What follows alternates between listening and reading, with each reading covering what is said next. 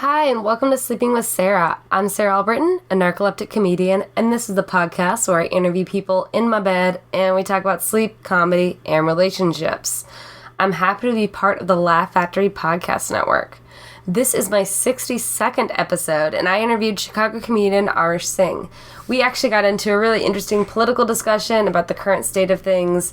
We talked about religion, the surrealness of what's really going on. We also talked a little bit about comedy and Arish's inspiration in that realm.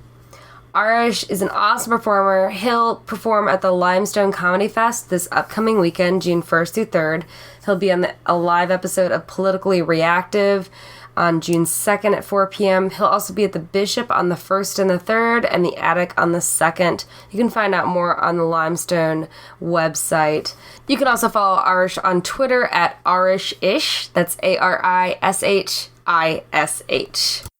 As many of you know, I am currently in the midst of an Indiegogo campaign for my upcoming web series, Super Narcoleptic Girl. Be awesome if you guys want to support or share it on social media. You can go to superwebseries.com for more information, or you can just go to Indiegogo and search Super Narcoleptic, and that'll come right up.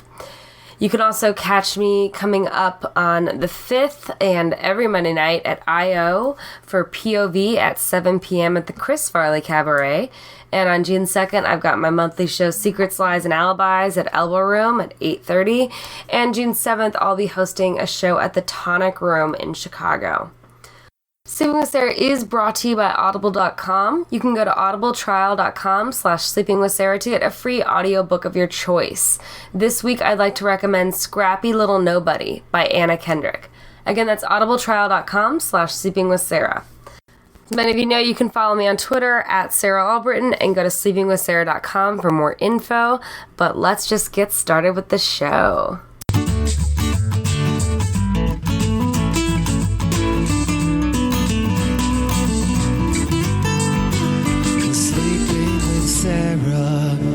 Welcome to Sleeping with Sarah. I'm Sarah Albritton. I'm here with my guest, Arish Singh. Hello. How'd you sleep last night, Arish? I slept okay. I slept way too late, like almost 3:30 in the morning. I just couldn't get to bed. So. Oh, so you got like insomnia? I wouldn't say like insomnia, but like I just can't get like my rhythm right. Like I'd stay up too late. Like if I stay up too late the previous night or the night before, I just can't break that pattern. Like I kind of have to fall asleep when I fall asleep. That's what I find. So, like, if you got a late night show and you don't get to bed till 3 a.m. on a Saturday night, the same thing happens on Monday. Mm-hmm. Pretty much, yeah. Gotcha. Well, that's got to be hard because you do a lot of stand-up and traveling. Yeah, and stand-up makes you stay up late at night, so that's kind of... Yeah, that it does. And you just got back from Bridgeport, right? From Bridgetown, yeah. Bridgetown Festival. Mm-hmm. How was that? That's a lot of fun. I think the way they treat all the comedians is really very cool. They just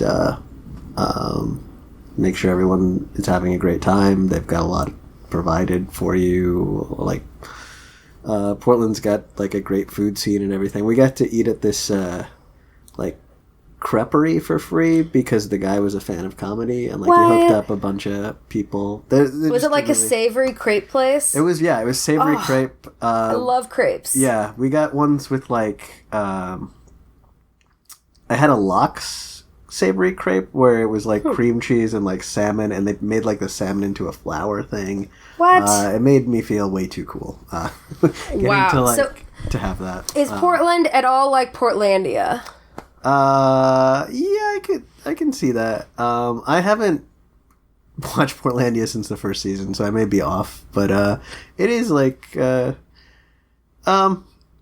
there's the cool stuff, and then I could see people being like obnoxious too with their little niche interests and things like that. But I thought all the crowds were really good and everybody was super kind. Everyone was, like, I got a lot of people saying I liked your stuff afterwards, and that feels good. Yeah. That's good. Yeah. So, Well, that's always fun to travel and show your stuff in different places and all that. Yeah, and when you can go there and they like connect with it. Like I've been to places where they don't connect with it so much, and you've even been to certain rallies where they don't connect. That's true. That was I was kind of expecting that, but well, I know. Oh, sorry, that was just a really cool, odd thing that you got some attention for. Yep. So we could address it. So this was back in October, November. This was back in last. So this was January 2016. Oh, so it was that long ago. It was quite a while ago. Yeah. That was way before anyone thought he would win. Yeah. It was kind of when he just started to become less of a joke and more scary. Donald Trump is who we're talking about, and it was. And you went to a rally in Iowa? Yeah. I went to a rally in Iowa. That's where I'm from, and I kind of coordinated it with another comedian who used to live here in Chicago, Taylor Williams, and he and I just decided to go to this high school. I had been covering, I used to work in journalism, and I covered a rally of his over the summer in Iowa, and I'd been kind of watching them, and I knew they didn't have like great security for stuff, so I knew it was not a real difficult thing to bring in like a banner, so we brought in a banner, just said "Stop Hate," and we disrupted him while he was trying to talk about, when he was doing a lot of fear-mongering about terrorism and Muslims and this kind of stuff. And it was what it was. It ended up getting a lot of attention for that. Yeah, it was a weird situation. I've been like a pretty activist-oriented person since college, so that's just something like I learned that from my friends a long time ago, how you go protest, how you do these things. It's not... So, like, in a way, it was second nature to me just from where it came out of, like, making that kind of stuff. So, what do you mean? Yeah. Like you learn from your friends what is the right way to protest? Well, then? like, what is... what to do so that you may be breaking the law to some extent. I guess we were trespassing, and, by making these kind of disruptions, we might have been a little bit... I don't know for sure what the legal status would be for what we did, but, how to walk the line. Like, I remember doing protests for Greenpeace in college. We did other kind of protests, rallies for unions. I used to be very much with a lot of anarchist kind of groups in college where we do, try to direct action, protest, that kind of stuff, so... Are you an anarchist, or were you? Yeah, I still agree with a lot of tenets of that philosophy. I'm more just like for things to change for the better these days. Well, I think you also have to engage electoral politics in certain ways, certainly at the local level. I'm not completely for the idea that you can just get rid of the state and everything. I'm not...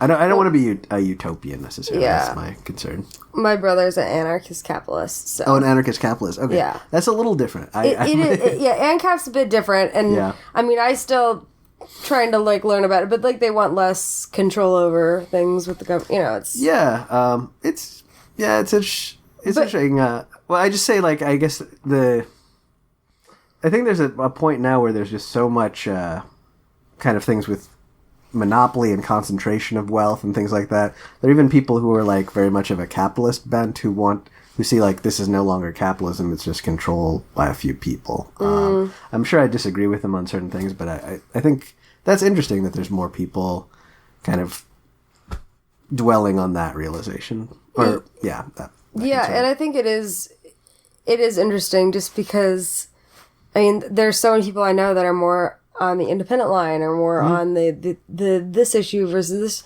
instead of just red and blue. So I think there's a lot of resentment towards the status quo. So it's interesting to look at that and how Trump was eventually elected and also the disappointment with what's happened. I knew it was going to be bad, but my whole thing is I think what I'm disappointed with is that nothing seems to get done no matter who's in office. The whole, even when the Republicans shut down the government against Obama and the whole Merrick Garland thing, which I think was really upsetting. And there's just a large amount of things and they just seem to just be it could be personal grudges. It could be, you didn't go to my, son's wedding or some BS like that, so I'm not going to vote for your bill. Yeah, I mean, it's kind of crazy. I think in this environment, you kind of have to take away that you have to fight equally hard, and I don't feel like the Democrats have taken that position, and that's very disappointing to me. Like, I know people don't like negativity and hostility and things, but you kind of have to ratchet up because these things are important. Like, I think it's ridiculous we live in a country this advanced and we're not trying to provide health care for, I'd argue for everybody, but like even, we're willing to give up what we have now is ridiculous with Obamacare. That shouldn't be under that's siege. So important to me. As somebody who, honestly, like, if this situation, like, if I was where I was at, like, I was in school and stuff and all this stuff, but like, but basically, if it was like before Obamacare, then I probably wouldn't be able to have coverage. Yeah, I mean, like, because narcolepsy is pre-existing, and even though it's a minor pre-existing that I've had under control, and I've taken the same 2 medications I get, and I see a specialist like once a year or once every 6 months, it's very minimal. But the amount like that would still like equal. Well, my problem is the insurance companies. I think they want to make a profit on every single person, and that's not how insurance is supposed to work. It's supposed to be, as a whole, you're going to make money. Yeah, and it's just, how can you be blamed for things that you're born with? And we have to have. It's not like car insurance. It's exactly. It's not. But unless I am. That is a question though. So what if somebody has lung cancer later in life because they smoked for 40 years? That's, sure, but there are penalties within Obamacare for that sort of thing. Yeah. But like, I can't help being born with narcolepsy. That's just like something I can't help. So what am I supposed to do? Or babies that are born, like the whole Jimmy Kimmel thing as well. Yeah. Like babies that like can exceed, because that's what it used to be. And I think people have forgotten that. Yeah. It's or people don't realize it because they got to be on the under 26 law and they got to. Yeah. Yeah. It's I'm glad he spoke up about that. I thought that was very cool. I want to see more people just, you don't have to be like a super political, but really for things to change, you want things to be at the center. And I hope healthcare could be one of those things where, it may be described as a left-wing position, but it should really be a position. I think there really is broad public consensus. It should be. It's like libraries and schooling and things like that. There should be. It should be available. Yep. And it shouldn't cost people ridiculous amounts because we're just such an unhealthy country. Yeah, and we're also such a wealthy country. It's really ridiculous to argue that we can't provide these kind of things. If you just go to Canada, you can manage these kind of things. You've had it in Britain for a long time. And care is not that much more expensive. Like, it's ridiculously high here. Yeah. So I think the problem, and this is something I kind of, because it's the same thing with college schools. So college schools, once they started getting subsidies from the government, they started raising their prices because they know I can do this because the government's going to subsidize and, help. So that's why college has skyrocketed so much in the past, 25 years or 30 odd years, right? And so the same thing is happening with same issue kind of with healthcare is if they know the government's still going to give them so much money as a minimum anyways, they can keep raising. So I think that's part of the reason why the education's gotten so crazy is because they know if they had stayed private universities not getting money from the government, then maybe they wouldn't be raising at such a high rate. Well, I think the problem also is the governments have also not been giving state funding, so you'll still have the loan programs and everything, but it's no longer coming from where I'm from, Iowa, where I spent quite a bit of my life. Especially, I went to grad school out there. What did you go to grad school for? I went to study linguistics, they've been cutting down the amount of funding that the state is giving to these universities, and so they have to raise their money in different ways. They're allowing in a lot more international students. They take students from other states a lot more. Sometimes these students, and not so much with the international students, but with state students, they were not meeting the same qualification levels, grades and SAT scores or ACT scores. So I just feel like it's not just market kind of distortions. It's that people are not putting into institutions that built, like Iowa has some really great schools, but like it's like, well, we don't want to pay for them anymore. And I find that stuff. I think the other thing that bothers me is schools. So in a business, you're rewarded when you don't spend, when you have a surplus at the end of the year, right? Sure. So like let's say we're supposed to spend $5,000 on chairs or something, and then you only spend $4,500. You get rewarded for that extra $500. But schools, if they have a budget of, however much, like $5,000, and then they only spend $4,500, then the next year they're only going to get $4,500 in that budget because they were able to be lower. So the schools aren't rewarded for that, which is an issue, because then they're going to be wasting money on stuff that doesn't matter versus saving up and being like, okay, every 5 years we should have new computers or something like that. Yeah, I mean, I think these are all relevant things to how you can improve things. But you have, like, in the time we live in right now, wealth is so polarized. You don't tax the rich for any of the... I mean, like, if you're in, like, the top 0.1%, I mean, you're living in such a completely... different world. I mean, we have a person who's now president who actually boasted that he didn't pay taxes, like, for 30 years, in his right? debate. Yeah. And... I mean, that's really the problem. I mean, I think the real problem is you're not reaping... The people who are getting so much wealth out of being in this country are not putting back into it. And the only way to, like, really take that on is to demand them being taxed. And that's a difficult process, but... it's because the rich are the people that can hire the people that can find the loopholes or to have accounts in offshore or be able to write all the stuff off. And that's one thing I think that we should have is some sort of financial requirement class that can educate people that aren't, because I feel like the reason that the rich stay rich is because they educate their children on how to take care of money. And but it's not just a matter of education. It's also they buy the lawyers and they buy I mean, it's only accessible. It's not just that like they were smart and figured out a way around it. They also are able to mobilize the people. Yeah. That they need to maintain their wealth. So So coming from Iowa, were you always very political? Like, is that something that? It wasn't. My family, there's certain people in my family that were political, and that kind of maybe influenced me. I was more just, it was just something that more I gravitated to growing up. Read a lot of history and stuff, and I always have been kind of a left-leaning person, so that's kind of, Yeah, I feel like a lot of...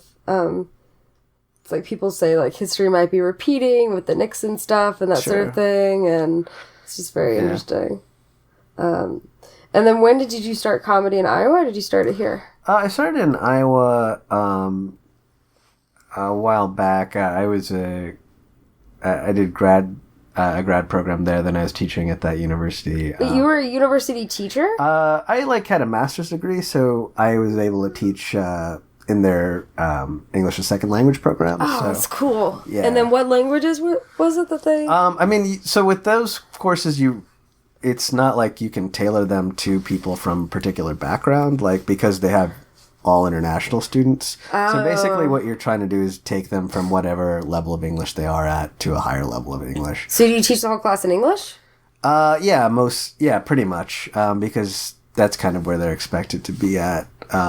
It would be nice, to teach people from their language background, but the cost for that would be really high, to tailor it individually like that. I mean, it's possible things could go that way at some point, but... And what other languages do you speak? Well, I studied, Spanish and Portuguese kind of back in the day. I speak Punjabi to some extent, the language I was raised in, but... I don't know. I've been kind of out of practice. I wouldn't want to say that I am fluent in those languages these days. Do your parents still speak that? They do. Speak it primarily, or? Yeah, they speak it to each other. I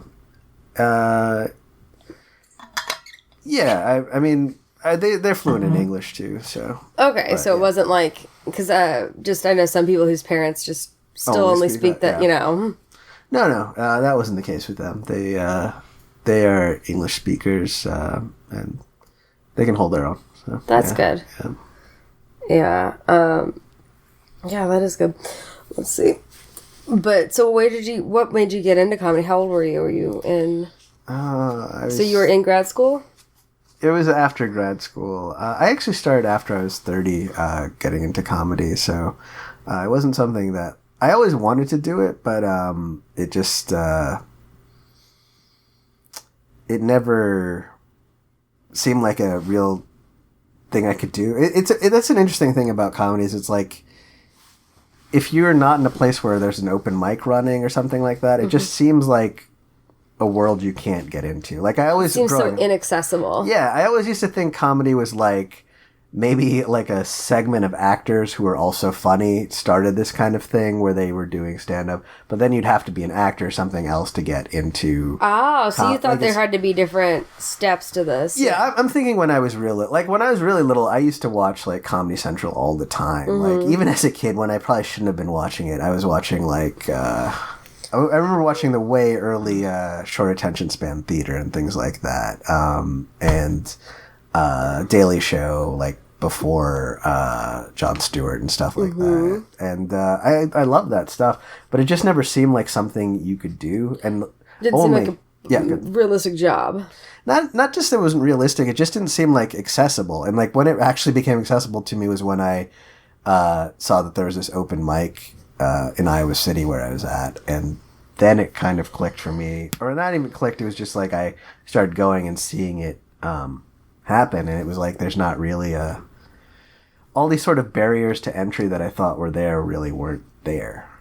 It's not easy to go forward with it, but like it's anybody can do it, and that's cool. I like that a lot. You have the drive, and you're close enough to at least a mic or yeah, it's And how long did you do it in Iowa before you came to Chicago? I think about 2 or 3 years, something like that, yeah. And you came to Chicago specifically to do comedy? Yeah, I did a fest out in Iowa, the Green Gravel Fest, and that was, and Ian Abramson was at that fest, and I really liked, Ian Abramson's a former Chicago comedian, he's now in LA, I really liked what he was doing with his comedy, and it kind of got me curious about coming to Chicago. I visited LA actually briefly before coming out. So I visited LA and I visited Chicago a little bit to see the comedy scenes.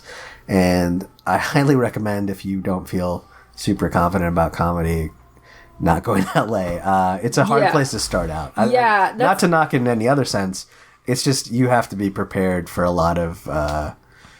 it's a steep climb. I heard that it's very hard to start out there. Like I've heard just because and also the thing is that there isn't as many, you can't get up as much as you can get up in Chicago. No. And, a lot of times there's other people kind of taking spots like actors that are trying to put together 10 minutes, but they're not comics, Yeah. That fine line, which probably brought your initial idea of like what a, actor and comedian, which are completely different now. But yeah, so Ian, but I love his stuff. His stuff really stands out and it's different, and I like all that stuff. So that was probably when you're doing it in smaller towns, you don't get to see like the more alt, Stephen King or the... Yeah, well, I was trying to do some more alt stuff in Iowa City, like just like weird character stuff, and I like a lot of weirdo comedy. Yeah, well, yeah, even with political stuff, I kind of make it weird. Like I have an act with a neo-Nazi puppet. That's fun. Yeah, and that's kind of it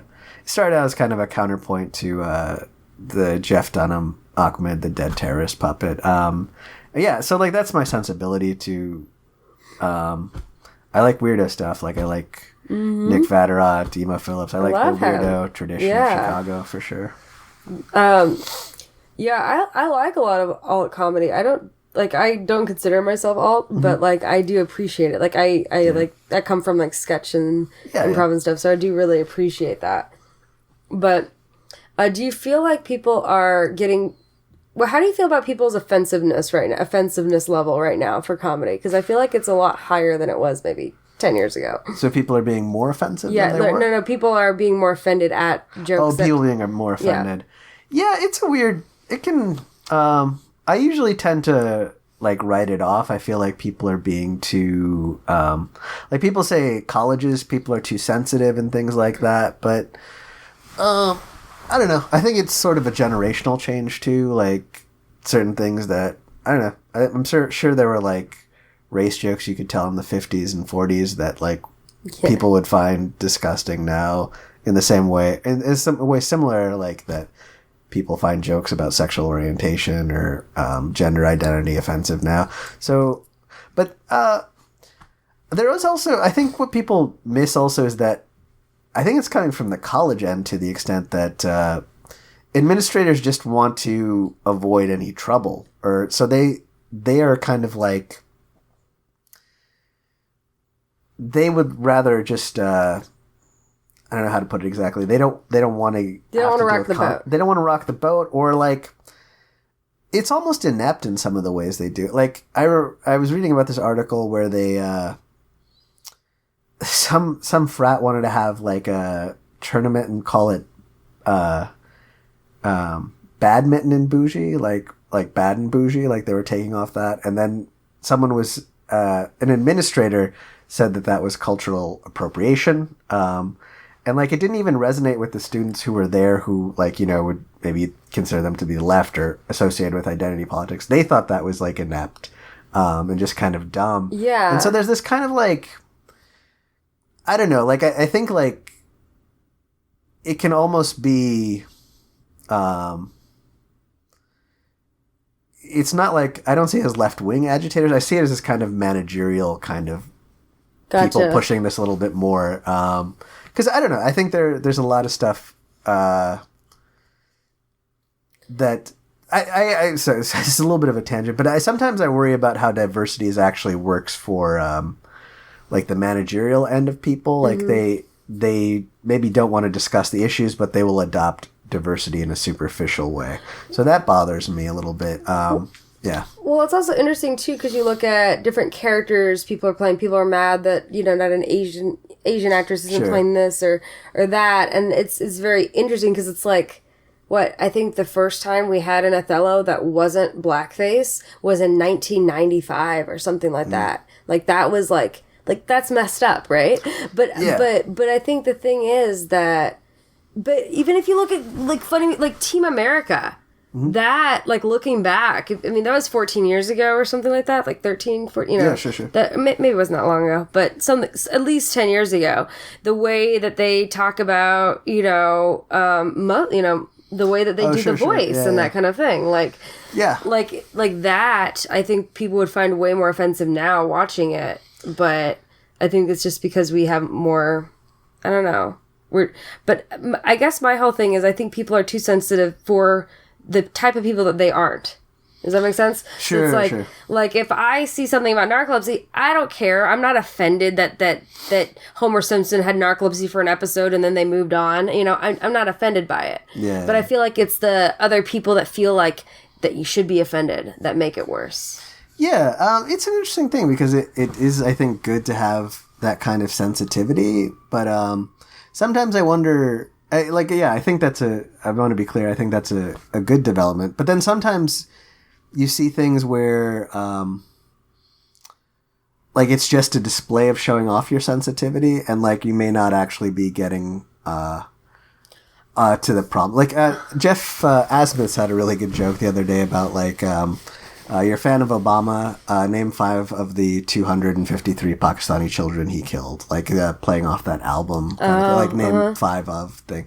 And I made a joke about it, like, where, like, some liberals would read that as an opportunity just to show off their pronunciation skills, right? So, like, the joke there is that, like, you would be sensitive to their pronunciation of these Pakistani names, but you don't actually care about these children being killed, or, like, it is... So, like, it's kind of like sometimes I worry about how that sensitivity becomes an insular thing and we don't actually care about these things. So it's like we say it because we think that we're caring and we think that we're sensitive and that we're standing up for that thing, but really we don't actually go further. We're not making to do any something. change about it. Yeah. So like also we talk about diversity and having representations of different people on TV or in politics or things like that. But then do those communities they represent actually benefit in any way? And I think for South Asian people, I think it's great to have, it is very different to see characters like Aziz Ansari doing a show. I had a friend who was really touched that there's a female lead named Sona, and she's never seen her name on TV before at all, you know? And so, like, I identify with that. I think that's really cool. But then you also see, like, this is also an era where people who are Indian have been shot. Like, there was a guy in with this whole Trump kind of mentality, jingoism, and Islamophobia, these kind of things.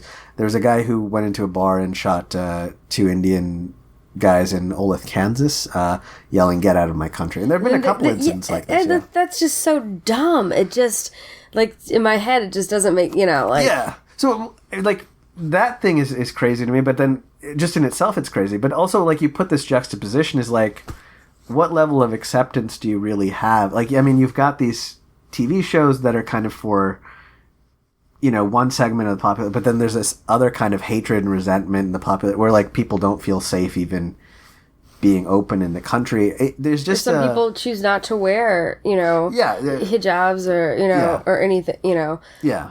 So it's a little, that can be, that's just a bit of a concern of my own. Just that, like, how does that increased representation feed back into the populations you resent? People talk about that also with, like, having race and gender. Like, maybe you do have more diverse people in whoever's managing, but does that necessarily help the people? Yeah, is that going to make it better? Like, if you have, you got one female and, one black guy on your writing show, on your show for a writing team, but are you actually having characters that they're speaking from, on the show? Mm-hmm. Like, and we're back. And we were talking about representation. Yep. And, what about you? Like, have you ever felt weird? I mean, have you always wore your... I haven't always worn the turban. I kind of started... so I should clarify, I'm a Sikh by background. You can pronounce it Sikh or Sikh. And I didn't really grow up in a Sikh community. My parents kind of taught me about it a little bit. Mostly I actually taught myself just reading books. So, like, it was important to me, just growing up having that background. But I guess I started wearing it kind of after there was this attack in 2012 where there's a neo-Nazi who went to a Gurdwara Sikh temple in Oak Creek, Wisconsin, and he shot 10 people. He killed 6 of them, left 1 man in a coma. And that was a horrific incident in itself, but it's also was kind of, since September 11th, there's been all these kind of hate crimes against Sikhs that are all, terrible in their own right. And this just seemed like the culmination. And when that kind of stuff happens, I mean, you can either, some people would say, like, that's a good time to walk away from things. That maybe this is too intensive a time. You shouldn't wear turbans. I think the real response to that should be you should wear a turban. Like, if someone is hurt like that, one person is hurt, 10 people should come forward. Like, that's just my attitude. I don't necessarily know if it's the correct one to have, or I'm not trying to advocate it to other people, but that was my response. So. Did you also have the beard then as well? Yeah, the beard. I mean, I should also clarify, like, I had my own, like, spiritual religious reasons for wanting to do it as well, but, like, that definitely was a catalyst. I kept the beard. So the one thing in Sikh is you keep the hair long and you keep the beard long. It kind of goes back in the history. There are different kind of motivations. So that made you want to wear it more, or that made you want to wear it every day? That's like, if someone does something like that to you, you should stand up. And that's kind of a tradition of the religion. The reason people wear the turban in the first place, or one of the catalysts for it, was there was kind of, I don't know if it was a hard law, it was kind of a decree, or just the status was that people who wore turbans in India were part of the noble class. And this is when the Mughals were ruling. Mughals? Not Harry Potter Mughals. Not Harry Potter Mughals, but from, the Muslims coming from Iran and elsewhere, they settling in. At one time, their reign was actually very, like, cosmopolitan. There's a King Akbar who, is very open to different ideas in religions. But as it progressed, there became more oppressive, and Sikhs kind of had to deal with this oppression. So one of their reactions was that to this idea that turbans were like a high class thing was they respond by saying that we can all wear turbans because we're all high class. So it was kind of an initiative about equality or a affirmation of equality. Yeah. Oh, I didn't realize that. Yeah. So that's where it comes from. One of them. I mean, people have other ideas, but I mean, I think that's what resonates with me. Have you ever been over there to the Middle East? Yeah, I have. I'm not the Middle East, but to India. That's where it's centered. Yeah. Okay, great, awesome. And but your parents didn't push this on you. This is something you sought out yourself in terms of. Yeah, my parents are religious. Not. Yeah, not. They're. I mean, they're not. I wouldn't say they're a-religious, but they're not super religious. Like my brother has his hair cut, and he doesn't. And I had my hair cut through most of my. And that's a big life, deal. I'd say, Yeah. Yeah. My parents are kind of like that too. They're like, yeah, my dad's like Catholic, my mom's Lutheran, and we tried to go to church for a while, like consistently, but then we'd always go out of town. They were more very chill about it, not like, like Catholic light or whatever people would say. Yeah, sometimes you need to go light on religion too. I'm not like a zealot or anything too. Like it's a. I feel like actually our thing. I feel like our generation coming up, like everyone's not very religious. Like. Yeah, that seems to be where it is. But then there's also. I'm not. Well, I think there's also been like kind of increased people looking at spirituality and where they fit into. There seems to be a movement away from like churches and things like that. Because we don't trust them. You don't trust them for good reason a lot of times, and I kind of feel that sentiment too. But I also kind of, on the other hand, dislike the idea of not having any community, I don't have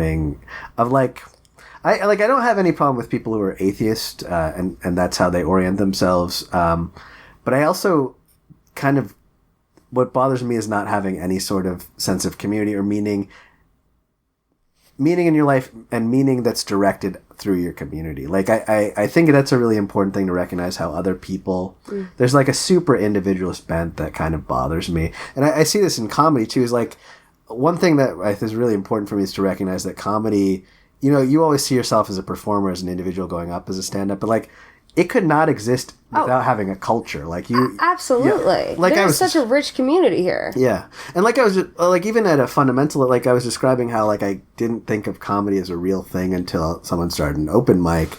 Like you really need other people to legitimate like this kind of very weird thing that otherwise just wouldn't make sense. And so I a lot of my interest in religion is also about community. So, well, and that's the thing. Like, I understand some people like turn to their church because they're small town. Like, they put on the plays, they do the farmers markets, they do all these things, and like that's the center of all the activity. I just wish that there was maybe a different kind of, for these smaller towns, a different kind of center for all the activity that didn't have to hinge on religion, because people are way more diverse, I feel like, religiously. Yeah, and I think, and I also am much more for secular kind of organized. Like, if you want to do something, there's certain things I think are fine with religious bents to them, but not. I'm much for like a community should not have to have any stake in your personal religion. Yeah. Exactly. So it's like you could go to. I mean, like, for example, like I went a few years ago. I went with a friend to a ski trip for her church, and I don't go to the church and. I don't know, like, I'm more agnostic. I don't necessarily, like, but I went along and I went to the things and it wasn't a big deal. Right. But at the same time, and I know lots of people that have gone to Catholic schools that aren't Catholic, that are Jewish or something else. And I feel like that the problem is we've had this institution of thinking the church is this, like, that's where the community begins. Because that's where it used to begin. And sure. But now that we're growing, I think we need to find different ways to have community, or else it's going to get lost, and then we won't have that. I think so, too. I agree with that. I think for me, one thing was also, when I was young, I was very idealistic and had, like, these... I think everyone, when they're young, is idealistic. Sure. Like, it'd be so sad if you were, like, 4 years old and, like, very cynical about the world. Well, I imagine a lot of these Trump officials are probably like that. I imagine those guys were very much like, What did Trump say? He hasn't changed since he was in 5th grade or something? Something like that, yeah, after he clocked his teacher. He hit his teacher in the 2nd grade. He just was angry with him and clocked his music teacher. He's just a nutbar. Like, it really is so weird to have someone that dysfunctional as a I just wish that they would have you take like a psychological test or something like this is the biggest job in the world. You can't pass. You can't throw in like a requirement. See someone mentally, because for the army and stuff, you have to go through so many things. Yeah. Make sure you're healthy. Make sure you're Well, you would have thought like the people. There are people who could have just dropped out of the race and been like, I'll throw my support to this guy just to screw him. And like, nobody ever saw him as a threat like that. They didn't take him seriously. Yeah. But populism is very scary, but... Yeah. But anyway, with community, so when I was young, I was very, like I was saying, like sort of anarchist, socialist kind of bent. What's interesting about a lot of those socialist people have tried to start socialist communes and all these things, and they usually fail for a variety of reasons. One thing that also drew me to religion is that it's an institution that's lasted for a long time. So there are lots of problems with it, but I also find it interesting, like, if you really are concerned about how you can engage people and, like, build traditions that endure, I think religion is a kind of gives you an insight to that. Even if you're not a religious person or don't want anything to do with like particular spiritual beliefs, I think that is a part of religion. I think too much of religion is thought of as like, this is a story, it might be false, so let's get rid of the story. So I think with religion, a lot of the way people look at it when they're skeptical of it is it's a story, and it might be a false. It becomes from a modern world, it looks like a false story, so let's get rid of this story, let's change our beliefs. But I think there's a lot more with religion about community and how people relate with each other. Well, I don't think it has to be necessarily very literal. I think I've always kind of thought, and this is from high school, I did a lot of research, and I went to Unitarian Church for a little bit. Sure. I went to Temple with a couple of my friends, and I kind of went to a lot of different things to try to find myself in terms of religion. Yeah. And so I believed that, I was like, well, at one point I was like, you know what, Christianity is like as valid as like Greek mythology, mm-hmm. In my head. I was like, Zeus is God, Hercules is Jesus, and all the other God and goddesses, saints and apostles, and the stories are to teach us about morality. Yep. And that's kind of the way I looked at religion. And so like that's still how I kind of look at it now. Because they're all telling the same stories. They're trying to give you some sort of moral fiber, more moral background. And I think that that's kind of what they all have in common, and they're way more similar than different. It's just but it's so polarizing, which is so strange. Like, that's what starts wars, and that's what, and it's just, that's also, like, I think the distaste for it in our generations is, like, I feel like all the wars that have ever happened, not all of them, I mean, but a significant amount. Yeah. Yeah. I think it's a good...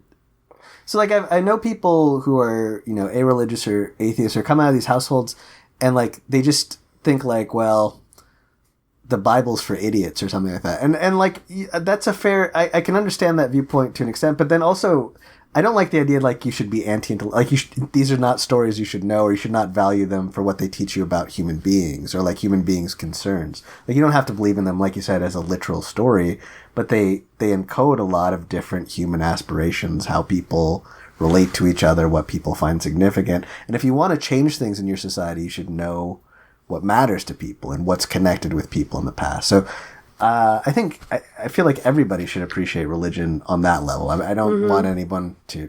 I don't want to preach a belief to anybody. But that's also, these have been passed for thousands of years. So, but that's very... Yeah, it's very cool. I don't usually talk this deeply about religion and stuff. This is fun.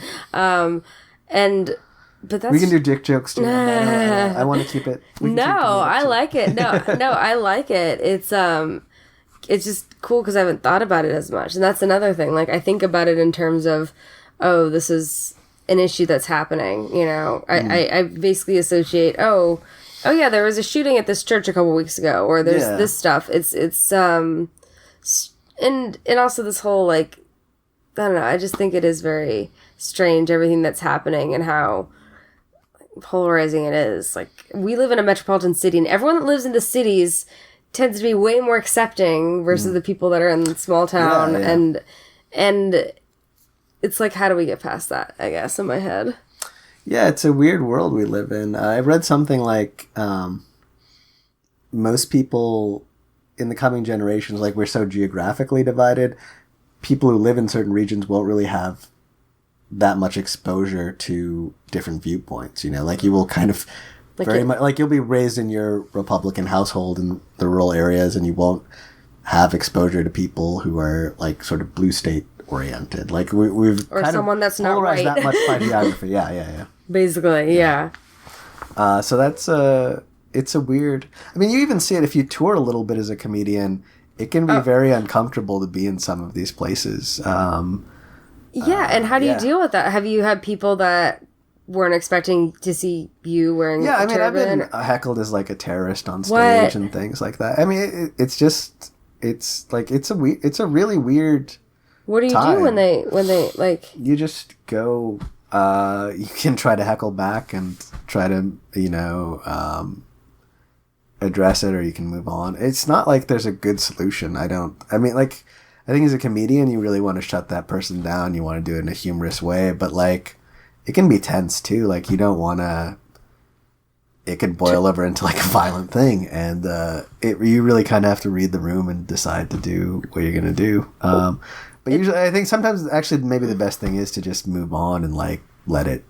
Because, like, how original is that, anyways? Like, come on, like. Yeah, it's true. I mean, I think you just get into a mindset where, like, you don't want to be pushed around. But that's usually where I'm at with a lot of, like, I'm pretty hot-headed about that stuff. But, it's a pretty intense time, too. Like, I remember reading about that shooting in Kansas when I was on the road, and I was just kind of, it's a really weird thing to think about, like, being unsafe in your own country. Yeah, that is very scary to do that. And it's strange, like, because we live in Chicago, which, arguably very, Yeah, Chicago's it is a very liberal, but I will say, like, after so November 2015, it was kind of not too far after the Paris attacks in San Bernardino, there were, like, people yelling terrorist at me from their car and stuff. Like, these were, like, construction worker type dudes, but, like, so they're catcalling you, like, kind of like they're terrorist catcalling, vicious catcalling, yeah, and it's just I went to so I talked about that shooting in Oak Creek, Wisconsin. I went to the memorial they have each year, and I went to go. I drove to, like, a Best Buy that was not too far away.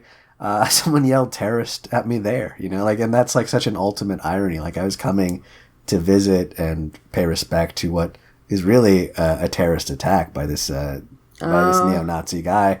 And we have, like, a whole, so I think, like, when you talk about some of these groups, especially these violent, Nazi types, you can talk about some who are nonviolent or they're certainly political, but, Richard Spencer and these types are trying to move a white nationalist movement. But these both white nationalists, white supremacists, they've both been egged on with this kind of with this election, and that's really frightening. That's a line that Republicans used to draw. Like, we're not going to give in to these, to the extreme end. But this is gone. That line. They're is having an identity crisis for themselves. Yeah, they're basically splitting off into. But just to see that from the top of the leadership is ridiculous. One of the things that was, like, I don't like George Bush at all as a president, but he's at least a respectful man, like. I mean, I guess, but one thing he did after 9/11 that was, I think, worthwhile is he said, like, we're not at war with Islam. We're not at war with Islam. We're at war with these terrorists. We're not at war with Muslim Americans, and that's not something you can get out of this administration. And one thing that's really important about that is, when you looked at polling data, some of the people that were most extreme, they kind of flipped when they had the president come out and say this. I'm not a person who's, like, all for authority, but, like, authority figures do have power and influence. And absolutely. And the fact that it took Trump so long to say, or I don't know if he still has said, like said, hey, we're not going to like he's clearly wanting to ban Muslims from entering the country. Like that is very clear. And thankfully we have some checks and balances that are in place to keeping that at bay. But it's like very, I don't know, it's very scary. And I don't know what's going to be worse. I don't know if he gets impeached, if Pence is going to be any better because he's. Yeah, it's going to be. That's, Who would you like to see as president? Oh, like. Anybody, if you could. Oh. Since we've got such a low bar now. Okay. I mean, I think Elizabeth Warren. Elizabeth Warren would be great. I think that she would be great. Let's see. I mean, I feel like, oh man, Obama was so good. Like, is so nice. Yeah. Like, maybe eventually, I like Tammy Duckworth too. Okay. Let's see. Do you, for any of these celeb candidates, like The Rock or? Well, I mean, as far as celebrities go, I mean, my whole fear is if we have two celebrities back to back, we're just gonna only have pop culture people and nobody that's actually got substance. It's like, it's gonna be like, hey, how many Twitter followers do you have if you want to run for president? You know, and then it'll become a game show, and it's not gonna be Like, I definitely feel like, but like Schwarzenegger, he was great. He can't be president because he's not from here. But like, he was a respectable governor. I feel like at least he knew what he was doing. He was intelligent with it. I feel like if the person took it seriously and wasn't running as a joke, then I could see a lot of different people that are smart and doing it. I mean, I see like Kevin O'Leary is running for Prime Minister of Canada. He's one of the guys from Shark Tank. He's a billionaire. Yeah. Now, he, I think, is very intelligent, a little cocky about some things, but I feel like he's actually an intelligent guy and knows how to do things the right way and is cautious with what he says and not... I just feel like... Yeah, I feel like he's just... I feel like our current president isn't based in reality. It's like... Sure. Like, I keep thinking that this is just a super long dream I'm having. I'm going to wake up. Like, it's not based in reality. It's based in reality TV. That's nice. Exactly. Yeah, it is a very surreal time to be turning on the news. And I think about, like, Austin Powers. What if instead Austin Powers, like, went to sleep in, like, the 80s and woke up now? Yeah, that's a good movie premise, I think. Like, a lot of... Hey, yeah. Yeah, waking up in this era versus, 4 years ago. Yeah, waking up from a coma and being like, what's going on? Yeah. That would be very weird. I wonder if anyone's actually had to do that, if there's been any cases. Oh my gosh. That would be cool. They'd be like, put me back to sleep. Please. Yeah, that would be so strange. Because, think about the 90s. Like, I think that, like, I wasn't an adult in the 90s, unfortunately, so I can't remember a lot of the... But, like, Bill Clinton getting his dick sucked doesn't seem like that big of a deal now. It's like, oh, okay, that's the worst thing he did? Okay. Like... Yeah. It's just, like, the level of, like...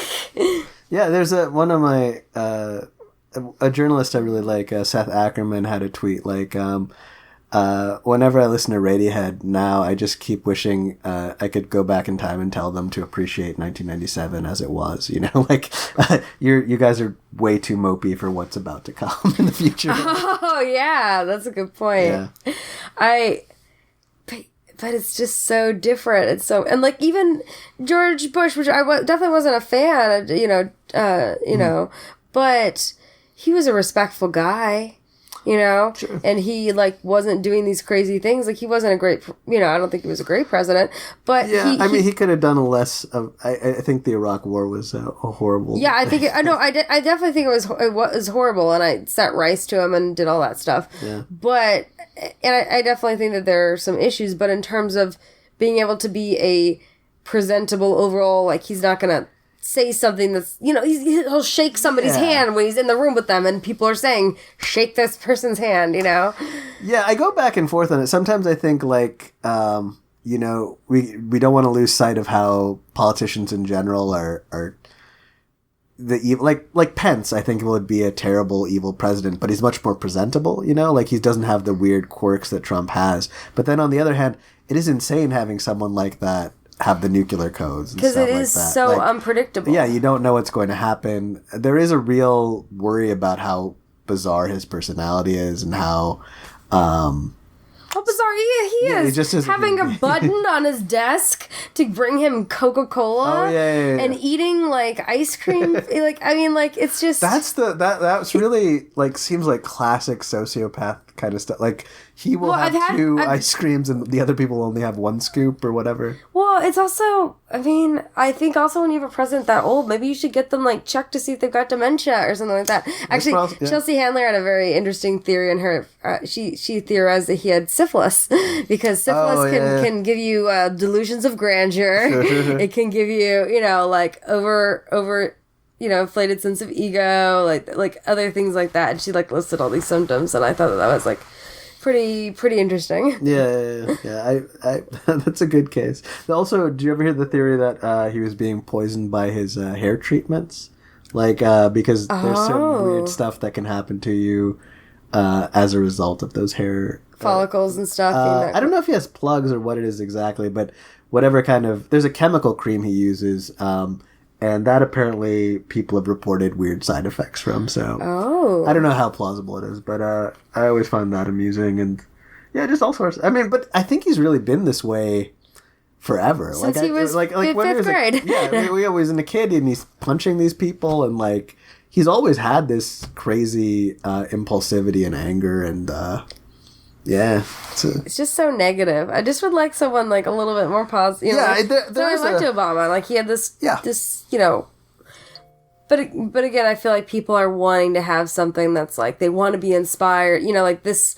Like I clearly, you know, voted for Hillary, but like I feel like a lot of people just were like, oh, I'm not inspired by her. She's been around for so long. She's so corrupt already, and it's like, I don't know.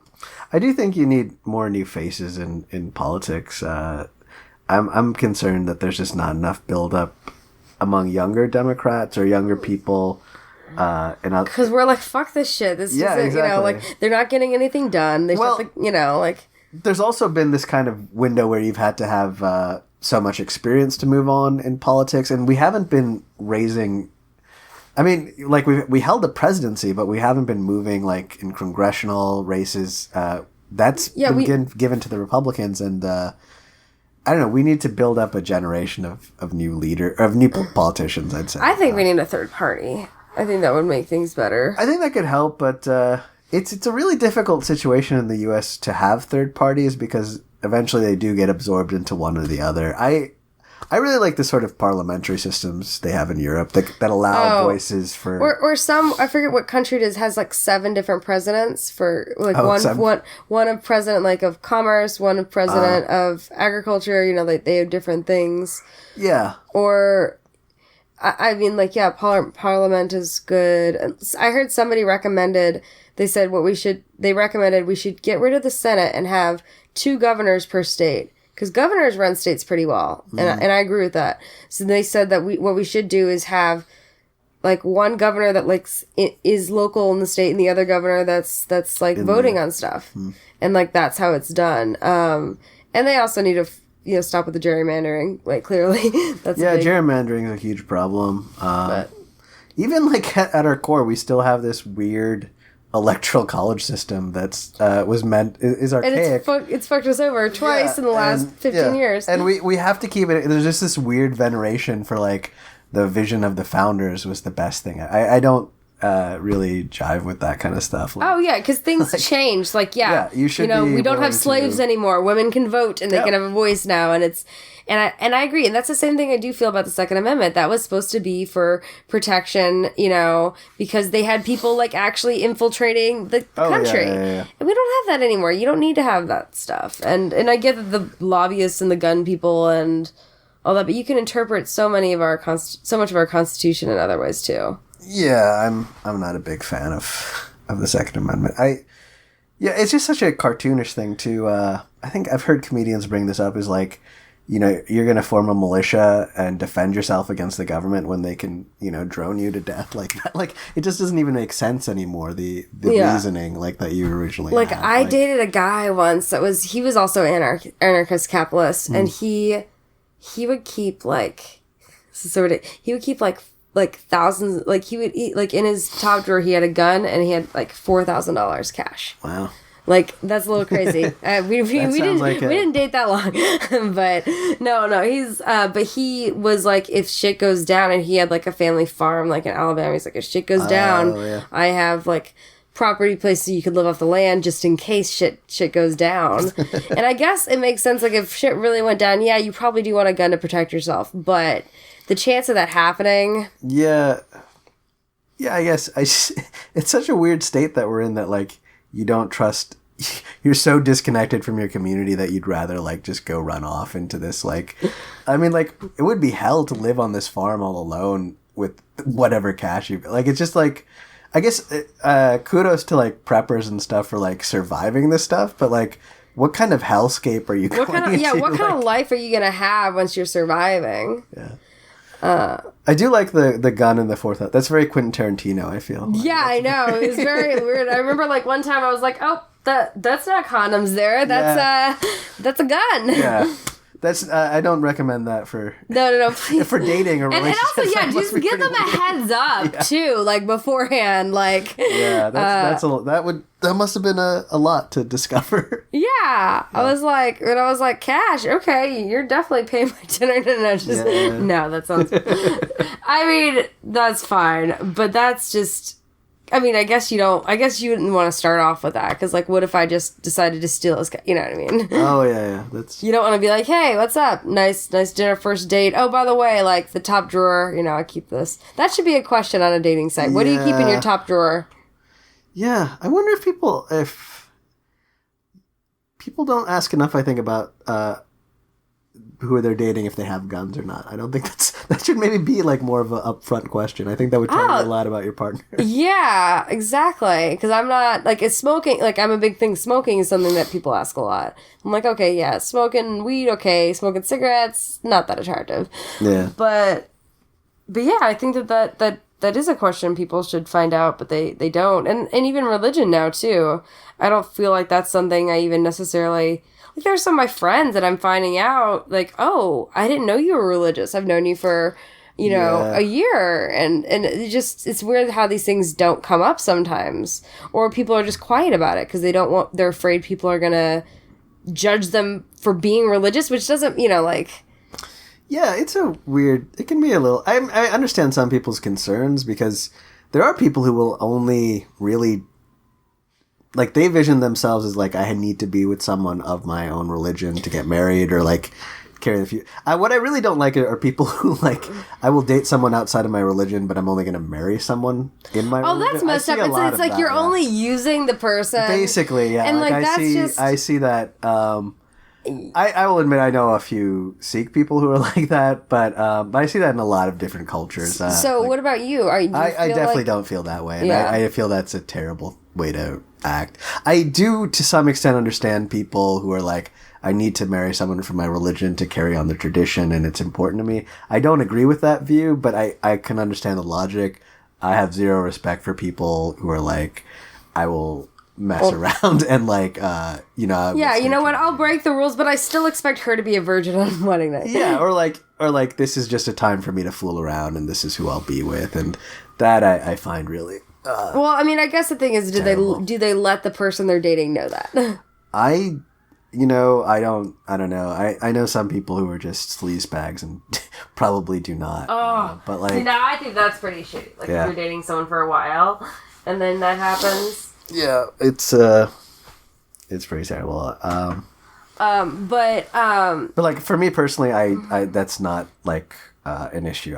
I would never put that as a crucial thing where you have to, like, we have to be of the same religion or something like that. I don't know. Because that's something people ask me, and like, it kind of worries me that people see me that way a little bit. Like, I think maybe they might assume just because they don't know anything about being a Sikh or... Well, it's not even like I'm worried about who I can date or whatever. It's just like I don't want to put... Like, there's a real part of me that doesn't want to be insulated. Like, I don't want to... Like, this is important to me as my culture, but like, I also am very much an American. I feel like the whole community. But I feel like there's just such a misconception about it. Like, some people will look at you and think, "Oh, he's only going to date a woman who wears a hijab, or something like that," which is so not right, but I feel like there's a lot of people that they don't have the education in place for that to know. Yeah, I mean, to know that, which is stupid, but yeah. Are you? We also talk about relationships on this show. So, are you seeing anybody right now? I am seeing somebody. Yeah. Yeah. Good. It's a bit of a long distance thing, but yeah. Long distance. That is well, probably not as hard when you're traveling so much. Yeah, that can help. Yeah, you can circle back. So that's good. That's good. And with all the technology stuff now, video and all that. Yeah, like this. I can't imagine. I can't imagine what it would be like. Like, going back to the 90s, like, the 90s were great, but long distance? What, would you write each other notes? Like, oh, yeah. It's a tough thing. Yeah, long distance can be tough, but it is good to note that it's not as tough as it was. In a lot of ways, I actually read this article about troops being deployed overseas, and I guess they pretty regularly, like, talk with their spouses, like, on Skype and things like that, which I find a little weird, like...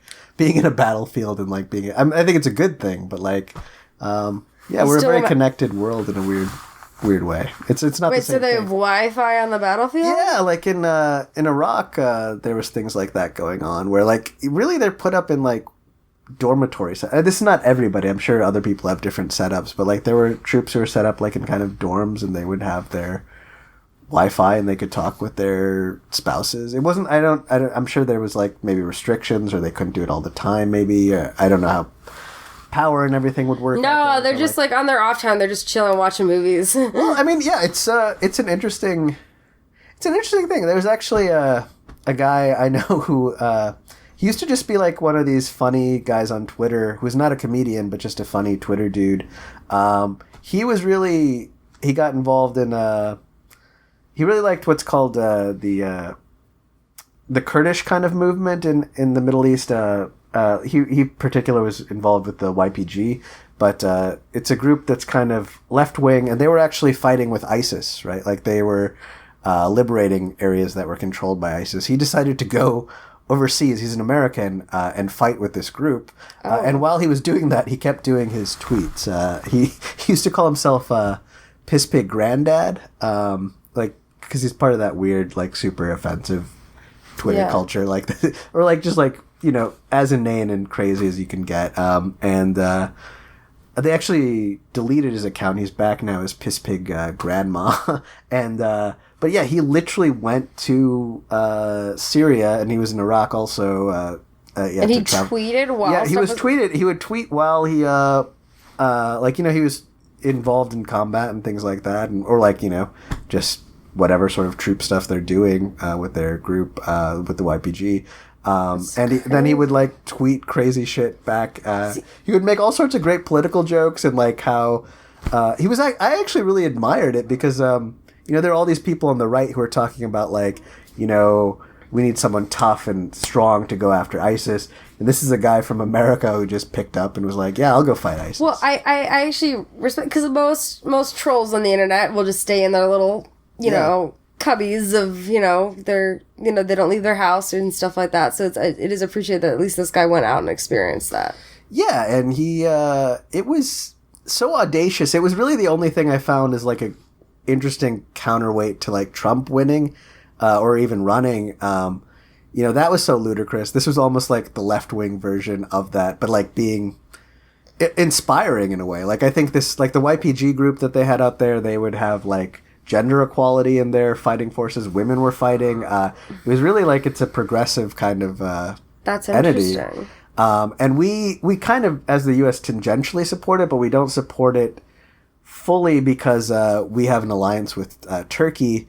And Turkey is very worried about Kurdish, like a Kurdish state forming and possibly, going against their power. Turkey has often suppressed Kurds within their own community, and they are not eager to see part of Iraq become Kurdistan. Yeah, that makes sense.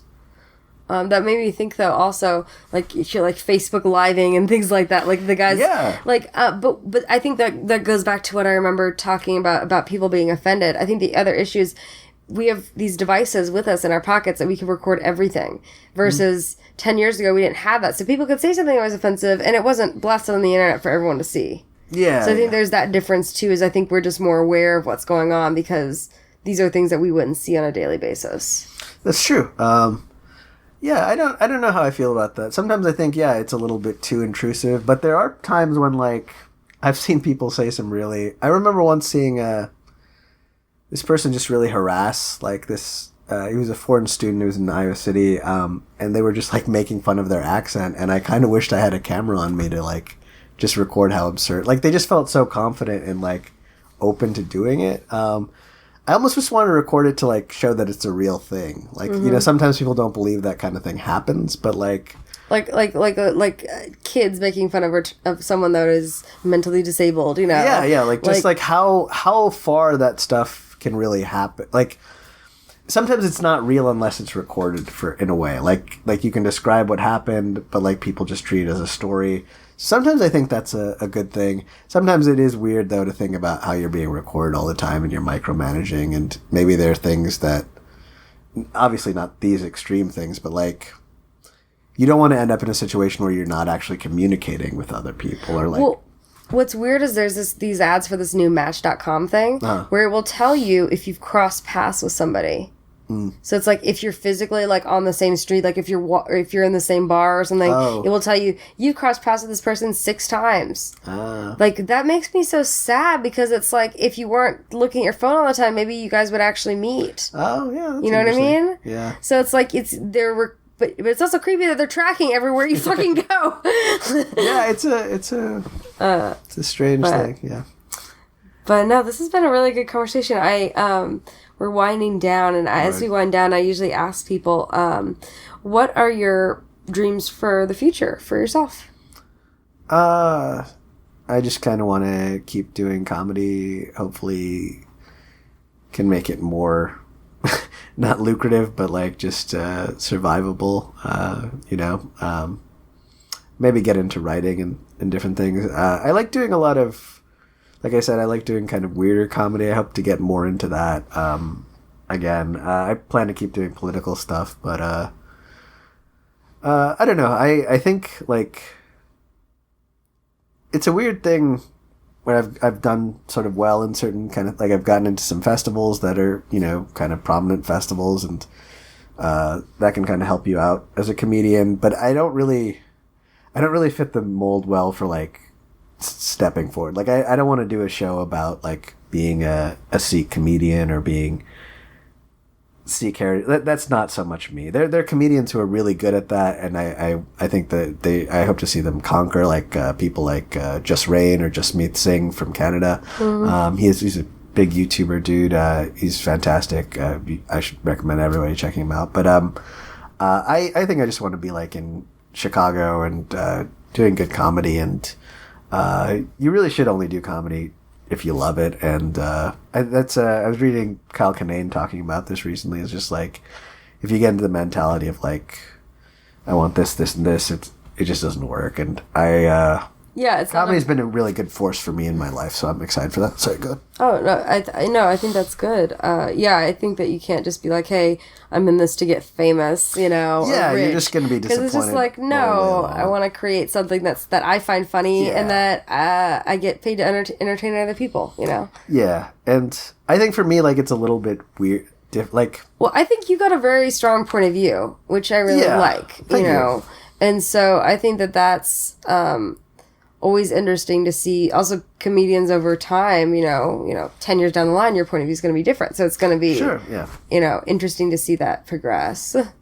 Yeah. I'm just I'm happy to find something that I really gel with in my life that is really important to me, like comedy. So I'm just happy to be doing it. So that's my future dream, is to just keep doing it.